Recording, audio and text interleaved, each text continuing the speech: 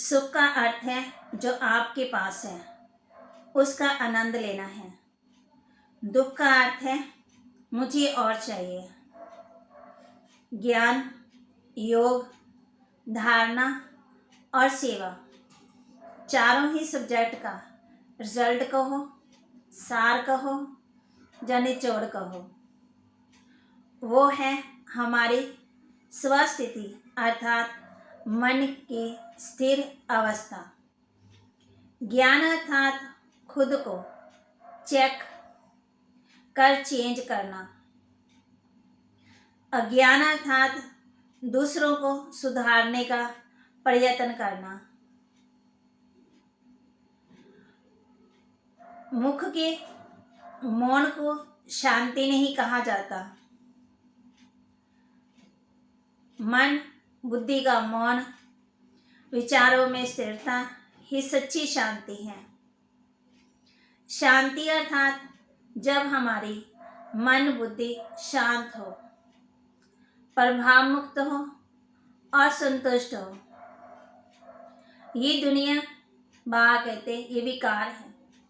इससे पार होने की पतवार कहो, साधन कहो, विधि कहो, एक ही है। सब अच्छा है, सब अच्छा है, सब अच्छा है। सारे संकल्पों का सार यही है। यही हमारा सम्मान है।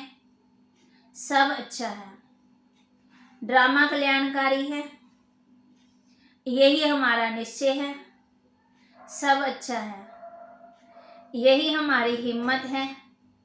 सब अच्छा है। यही संकल्प हमें खुशी देगा। सब अच्छा है। बाप की विधि का मेजर पार्ट है। सब अच्छा है। विस्तार को सार में और मन को शांत करने का यही एक रास्ता है। सब अच्छा है। अगर हमें बाग समान बनना है तो याद के साथ साथ हमारी मनसा वाचा कर्मणा की फुल चेकिंग होनी चाहिए। चेक करो क्या मेरी मनसा स्वयं के लिए और सर्व के लिए शुभ भावना, शुभ कामना से भरपूर है। दूसरा वाचा, मुझ आत्मा की वाचा मधुरता और प्रेम से भरपूर होनी चाहिए। कर्मणा अर्थात मुझे हर कर्म में शांति और खुशी के साथ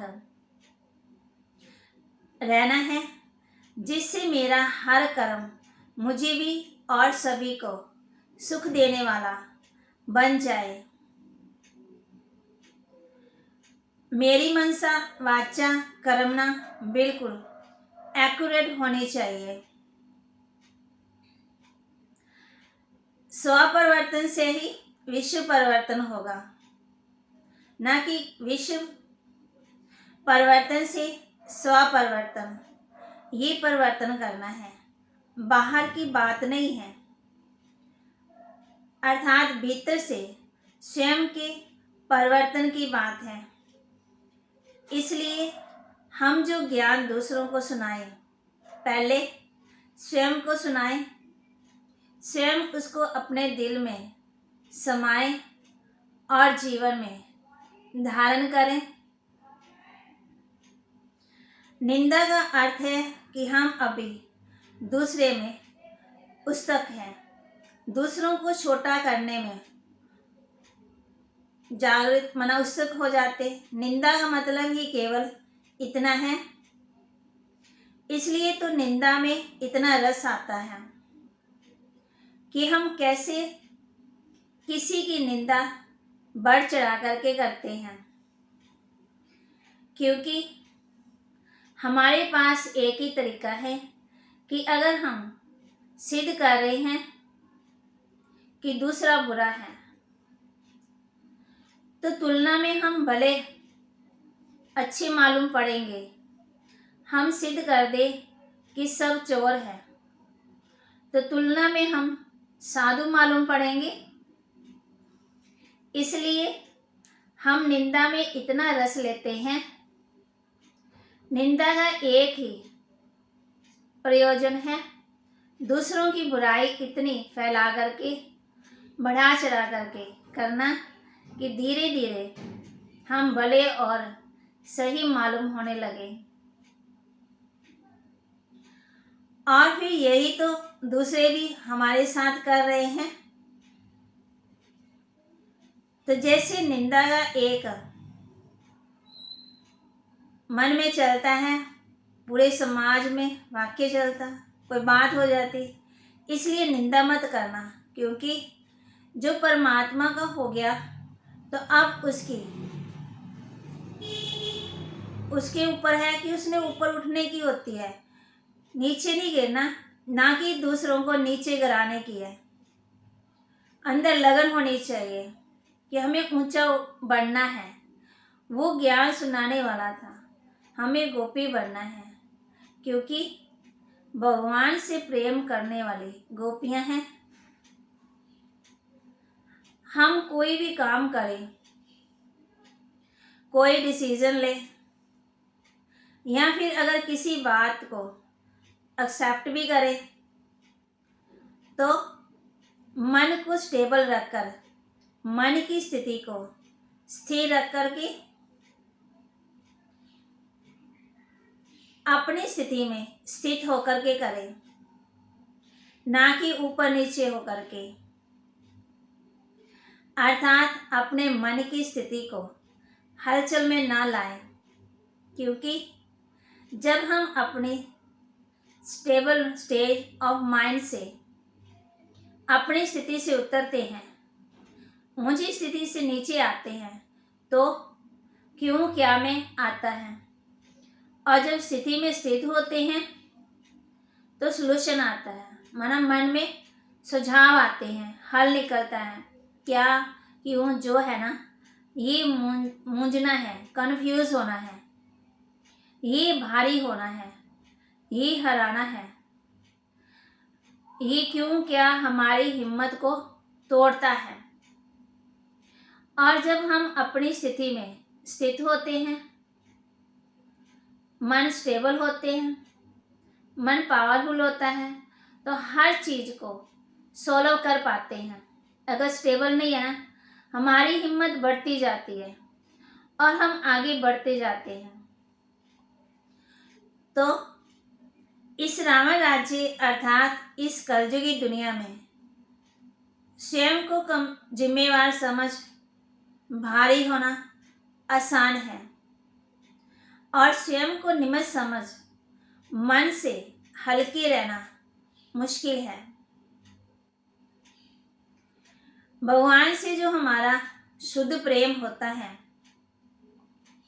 वो ही ज्ञान है, वो ही पवित्रता है, क्योंकि शुद्ध अर्थात निस्वार्थ प्रेम से ही भाग्य बनता है, और कोई जरिया ही नहीं है भाग्य बनाने का। क्योंकि कर्म से इंसान पल भर का भाग्य जरूर बना सकता है, परंतु साथ में अपने रावण को अर्थात अहंकार को भी बड़ा कर लेता है, और प्रेम से सदा काल का भाग्य बनता है, क्योंकि उससे राम बढ़ता है, अर्थात हमारा सम्मान बढ़ता है। परिवर्तन करता आत्मा वह होती है जो स्वयं का परिवर्तन करती है, जो परमात्मा बाप की समझाने को स्वयं पर लागू करती है और स्वयं का परिवर्तन करती है। और परिवर्तन कर भी वही सकता है जिसका अटेंशन खुद पर होता है, और परिवर्तन ही समय का आधार है, क्योंकि परिवर्तन ही है बासमान बनना। बासमान स्थिति ही समय का आधार है।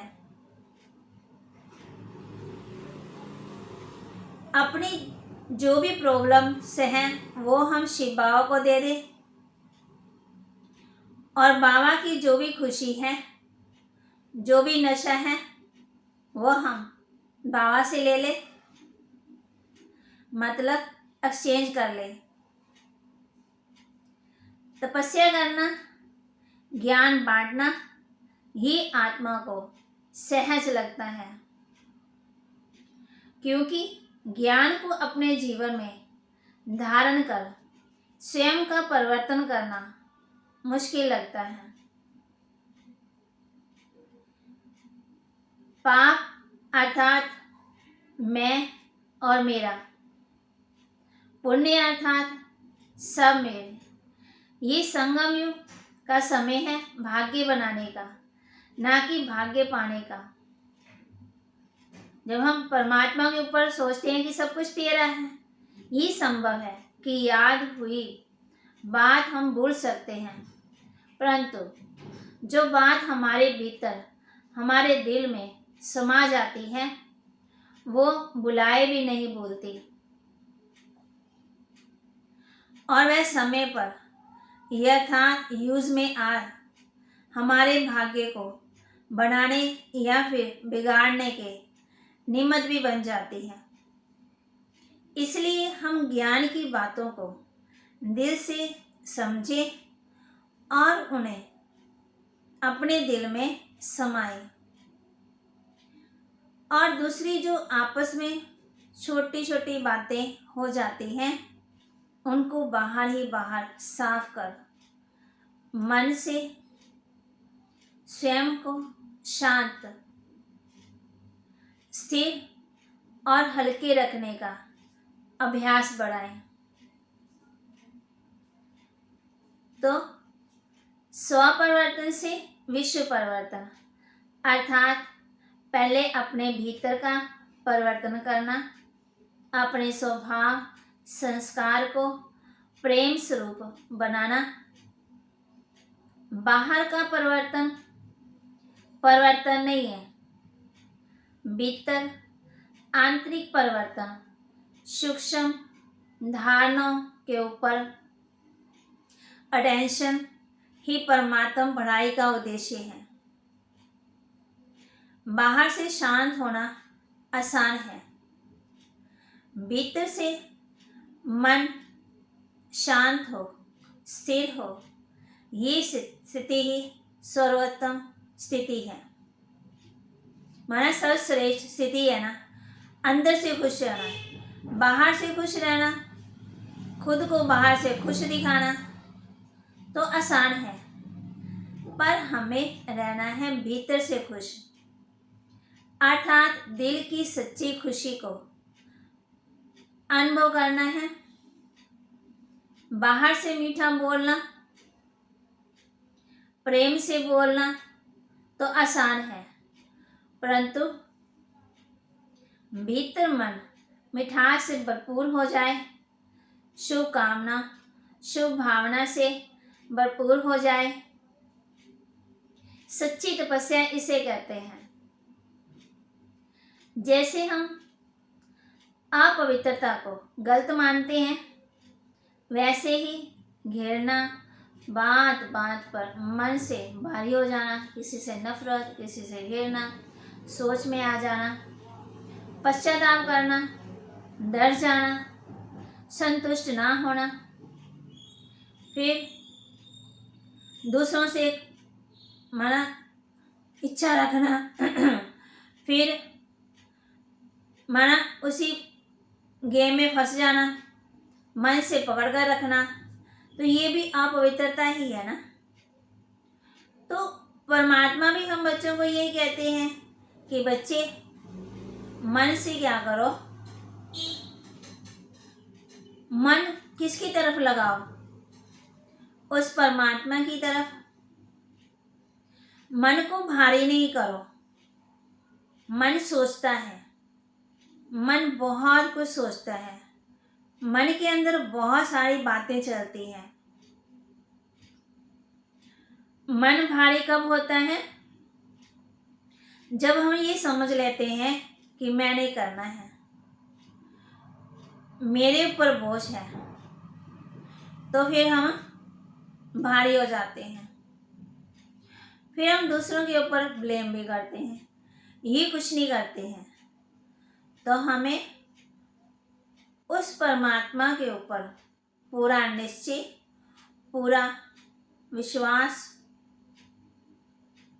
पूरी लगन, मेहनत से उस पर क्या करना है, विश्वास। अपने ऊपर भी, पहले अपने ऊपर कि मैं कर सकता हूँ, मैं कर सकती हूँ। मैं नहीं करूँगी तो कौन करेगा? अपना स्वभाव, संस्कार, नेचर, आदत। तो परमात्मा में हम बच्चों को यही समझाते हैं कि ना बुरा देखना है, ना बुरा सुनना है, ना बुरा बोलना है, ना बुरा देखना है, ना सोचना है, ना करना है। जब इन बातों को हम शांत मन से सोचेंगे, अनुभव करेंगे, तो हमारा मन नेचुरल चेंज होगा। हम दूसरों को चेंज करने की कोशिश करते हैं, लेकिन हम खुद ही दुखी हो जाते हैं। हम कितना कुछ करते हैं, लेकिन जब हमारी कोई वैल्यू नहीं करता है ना, तब मन क्या होता है, फिर दुखी होता है। तो परमात्मा भी हम बच्चों को यही समझाते हैं कि बच्चे, दूसरों को हम परिवर्तन नहीं कर सकते हैं, हमें खुद को ही परिवर्तन करना पड़ेगा। दूसरों को देके हमने खुद को चेंज नहीं करना है, हमने अपने आप को चेंज करना है, सत्य के मार्ग पर चलना है। जब हम सत्य के मार्ग पर चलते हैं तो कोई ना कोई रुकावट तो आती है। तो आज की मुरली में भी था ना कि किसी को आधार नहीं बनाना है। जब हम दूसरों को आधार बना लेते हैं ना, फिर जो मेले में फंस जाते हैं, हम दूसरों के आकर्षण में आ जाते हैं, तो भी जो मेले में फंस जाते हैं। तो परमात्मा हमें इस जमेलों से निकालता है।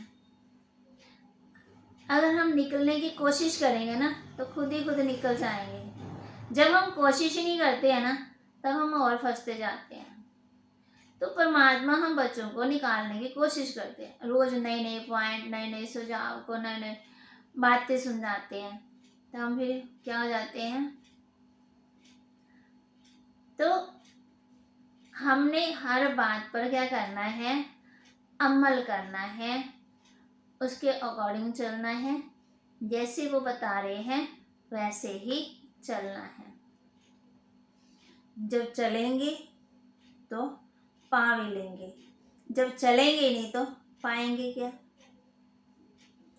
इसलिए चलना भी खुद, पाना भी खुद। तो बाहर से परिवर्तन करना तो आसान होता है, परंतु परमात्म ज्ञान का लक्ष्य ही है भीतर का परिवर्तन। भीतर का परिवर्तन करें। परमात्मा शिव जो हमें ज्ञान देते हैं, वह ज्ञान मेरे लिए है, मेरे परिवर्तन के लिए है। ज्ञान का सार ही है खुद को देखना, खुद की सोच, खुद के स्वभाव, संस्कार में चेंज लाना। ये है पवित्रता था शुद्ध संकल्प, सच्चा दिल, साफ मन, निस्वार्थ कर्म। अपवित्रता था अशुद्ध संकल्प, छल कपट, फिर स्वार्थ, अहंकार, ईर्ष्या, घृणा, सब कुछ आता। घृणा वाला मन।